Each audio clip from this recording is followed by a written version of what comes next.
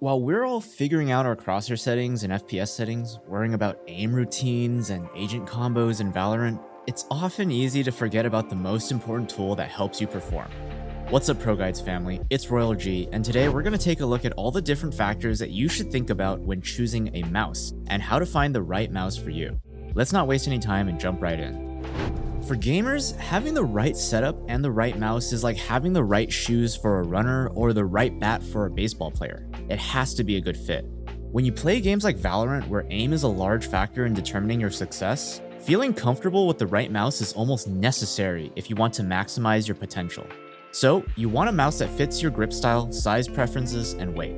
Of course, there's a whole lot more considerations when picking gaming mice that are objectively important as well, such as input delay, polling rate, and others that we'll cover as we go along. We have timestamps placed, so feel free to jump around if there are certain topics you want to know more about.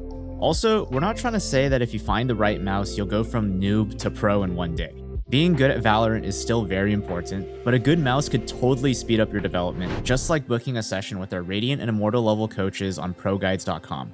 While they might not know as much about gaming mice, they definitely know a lot about being good at Valorant, and are also eager to turn you into the player of your dreams. So, if you're serious about climbing the ranks, I definitely encourage you to check us out.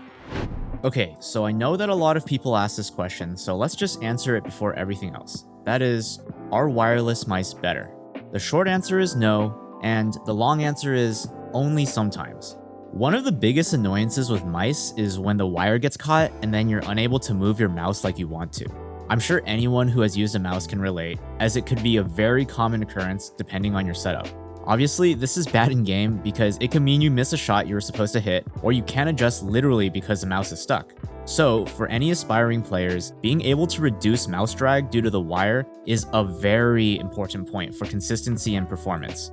There were 3 solutions created for this. 1. A mouse bungee, which holds the wire in place to prevent movement issues. 2. A more flexible wire, which means less interference overall. And 3. The wireless mouse, which just removes the wire from the equation completely. All 3 have benefits, but shortcomings as well. For the mouse bungee, you could hold a wire in place, but you still had to deal with the wire feeling tight at certain angles or deal with resistance from the bungee itself. For the flexible wire, you could have less interference, but still run into a stuck wire. And I know some of you are thinking, but why would wireless mice have any issues? There's literally no wire. Let me explain. While the wireless mice removes the wire issue completely, they actually fall behind due to other factors such as a lack of variety, input delay, and expensive price. Because wireless is still an expensive technology that is being researched and perfected to this day, the average wireless mouse costs much more, and the quality of a wireless mouse differs greatly from maker to maker. One huge indicator of this is input delay. I think everyone here is familiar with input delay, right? We'll talk about this more in depth later, but every mouse has some input delay. However, since wireless mice have to use wireless signals, which is slower than wired electrical signals, most wireless mice on the market have slightly higher input delay, with the exceptions of Logitech's G Pro Superlight, the Viper Ultimate, and the Model O wireless. But basically what that means is, unless you're using a G Pro wireless or a wireless Razer mouse, you're probably at a disadvantage to established wired mice. Plus, if you add the benefits of a mouse bungee along with the flexible wire, you're able to pretty much remove the effect of a wire on your mouse completely, without hurting the input lag at all. And when you consider how a wireless mouse costs an arm and a leg, a $20 mouse bungee is probably cheaper to use. And flexible wires are now pretty much the standard for all gaming mice, so you won't have to worry about that either. Anyways, you definitely want to balance the costs and benefits of wireless mice before blindly buying one, but I hope this helped you get a better picture of it. If so, don't forget to like this video right now, because we're committed to helping you guys, and a like helps us out a lot. Which leads us to our question of the day. Which mouse do you currently use? Personally, I use a trackball like you see librarians use because it's just so nice to aim with. Just kidding. For me, my current mouse is a Razer Viper Mini, which I've been using mostly for the past couple of years. I really enjoy using lighter mice because I'm a wrist aimer and I also have smallish hands. Back when I was trying to go pro, I would also aim train for hours and hours, which meant a lighter mouse would considerably improve my endurance. I also switched briefly to a Model O wireless recently, but it felt a little wide at the base and I wasn't as comfortable with it, so I decided to stick with my Viper Mini. Let us know what mouse you're currently using and why you chose that mouse in the comments below. One of the most important aspects that you need to think about when selecting the perfect mouse is your grip style. For those of you who don't know what grip styles are, it's basically the way that you like to hold your mouse to aim. For many people, even if they never really thought about it, their grip style naturally develops and falls into three main categories: fingertip grip, claw grip, and palm grip. Fingertip grip is a style where you use, well, your fingertips to hold the mouse and stabilize it. It also includes a bit of extra mobility because your fingertips can move the mouse back and forth a little too. The claw grip is similar, but instead holds the mouse kind of like you're grabbing a tennis ball and stabilizes it by having a part of the palm of the hand help hold it in place. Finally, the palm grip is where you basically rest your whole hand on the mouse and let your hand kind of cave around it, letting the palm stabilize your mouse with its weight. While it's not uncommon for people to have unique grip styles or hybrid versions of different grips, it's always a good idea to figure out what type of grip you have or try to assign your unique grip to the closest style it functions like. The reason this is important is because unless you're a pro who can maybe ask for a custom-built mouse that is also high quality, most mice are built with these three grip styles in mind. Also, different mice have different shapes depending on the intended grip style, so knowing which grip style you have is obviously a very important part of finding the right shaped mouse for you. Next up, size is a very self-explanatory factor when considering a mouse. If your hands are huge, it might not be the best idea to go for a mouse like a Razer Viper Mini because it'll feel too tiny in your hands, unless you like it that way. Similarly, if your hands are small, it's probably not a good idea to get a mouse like a Razer Death Adder because you won't feel comfortable gripping it or controlling it. Typically, you want to be able to get a mouse that suits not only your grip style, but also your hand size. Everyone is different, so take a minute to figure out whether you prefer a smaller mouse or a larger mouse.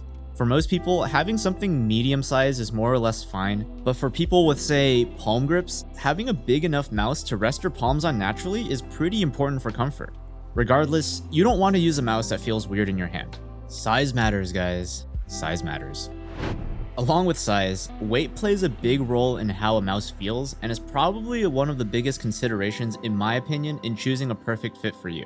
This is especially important because if the mouse is too heavy for you, you'll have trouble adjusting and aiming with the mouse, and that could mean feeling sluggish in game or when practicing aim.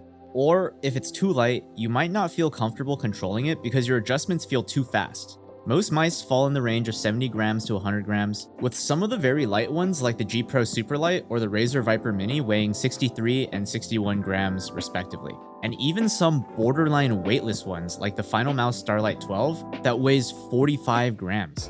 On the heavier end, there's some hefty mice like the Logitech G600 that weighs 133 grams and the SteelSeries Rival 710 at 135 for the gamers who don't skip the gym.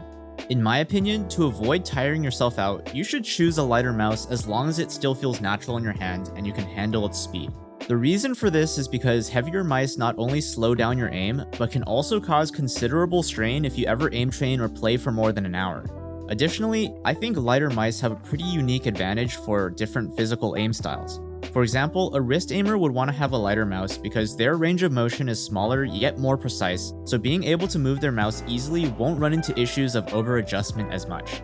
On the other hand, arm aimers would definitely want to avoid the strain of using a heavy mouse since their style is much more engaging to the whole arm as well as their shoulders.